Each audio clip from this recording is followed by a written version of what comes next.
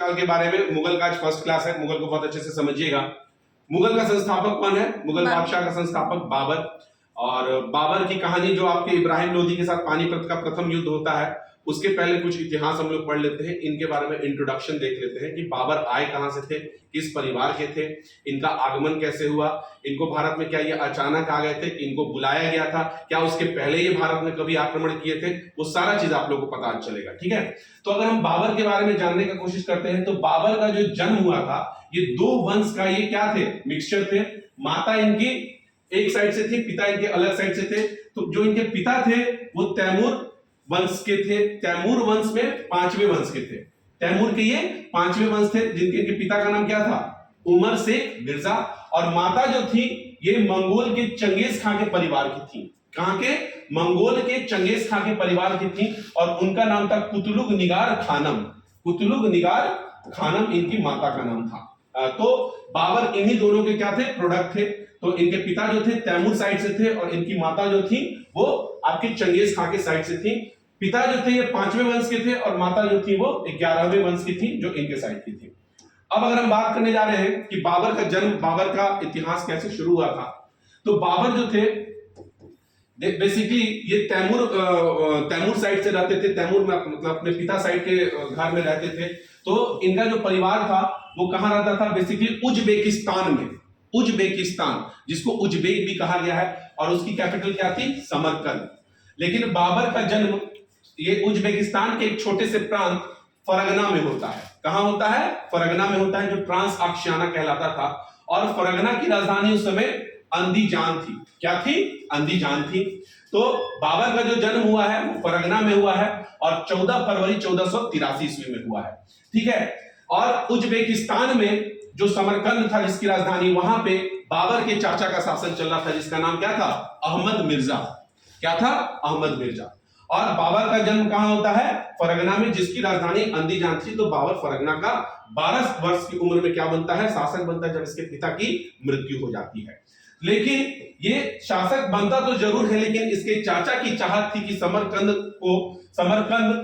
जो आपका फरगना है उसको समरकंद में पूरी तरीके से मिला लिया जाए, मतलब पूर्ण रूप से वो अपना शासन चलाना चाहते थे, जो अहमद मिर्जा थे। ठीक है, तो अहमद मिर्जा और बाबर के बीच में हमेशा युद्ध होते रहा है। 3 मुख्य रूप से युद्ध हुआ है।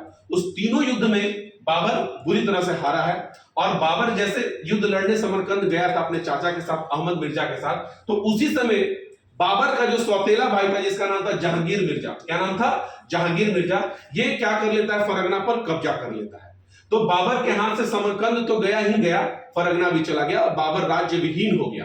बाबर को अपनी सेना को, जो बाबर को सपोर्ट करते थे, उनको अपनी सेना को रखने के लिए एक बहुत सारा उनको धन चाहिए था, एक ऐसा जगह चाहिए था जहां से ये इनसे बच भी सके, इनका आक्रमण ना हो सके। तो इनके दिमाग में था कि एक समय था जब हमारे पूर्वज जो तैमूर थे भारत में कभी आक्रमण किए थे, और भारत को उस समय कहा गया था कि यहाँ पे बहुत ज्यादा सोना है, यहाँ पे बहुत ज्यादा पैसा है। तो इनके दिमाग में आया कि क्यों ना हम भी भारत चलते हैं। ठीक है, उसके बाद अगर हम बात करते हैं, बाबर जब अपने राज्य विहीन हो गए थे तो अपने सेना को जिंदा रखने के लिए या अपने आजीविका के लिए धीरे धीरे अपने पड़ोसी राज्यों में अपना विस्तार कर रहे थे। जैसे कि 1504 में काबुल, 1505 में गजनी, 1506 में गंधार, इसी तरह करते करते ये भारत में भी प्रवेश किए थे। भारत में इसका सर्वप्रथम प्रवेश जो हुआ था, पानीपत का प्रथम युद्ध नहीं था, ये आपका कौन सा युद्ध था, इनका भेरा और बाजोर का युद्ध था। भेरा और बाजोर का युद्ध किसके और किसके बीच में हुआ था, तो बाबर और यूसुफजाई जाति के बीच में हुआ था। ये वो जाति थी जिसका बाबर के साथ प्रथम युद्ध हुआ था। और बाबर ने इनको खदेड़ते हुए कहां तक लाया था, भेरा, जो कि आपके झेलम नदी के तट पर है। तो इसी झेलम नदी के तट पर बाबर ने पहली बार तोप का इस्तेमाल किया था और यूसुफजाई जाति को हराया था। और बाबर का भारत में सफल प्रथम क्या था, विजय था। इसके बाद बाबर की महत्वाकांक्षा और बढ़ी 1519 के बाद। तो भेरा और बाजोर के युद्ध को जीतने के बाद बाबर ने 1519 में पेशावर को जीता, फिर 1520 में सियालकोट को जीता, और फिर 1524 में लाहौर और दीपालपुर को जीत रहा था। ये तो कहानी ऐसी है कि बाबर ने अपना जो अपने से हुआ उसको इसने जीता, लेकिन इसको एक गोल्डन अपॉर्चुनिटी भी मिल जाता है। ये अपने से बढ़ रहा था बाबर भारत में क्या करने के लिए, विजय को बढ़ाने के लिए, अपना जीवन को यापन को जीने के लिए। लेकिन इसी समय इब्राहिम लोदी जो दिल्ली का क्या था उस समय, लोदी वंश का शासक था, तो उसका एक कहानी है, उसको हम लोग यहाँ पे देख लेते हैं। देखिए ये इब्राहिम लोदी जो है ये लोदी वंश का आखिरी शासक था, ठीक है। ये क्या कर रहा था, इसने एक नीति अपनाई थी, क्षेत्रीय विस्तार की नीति।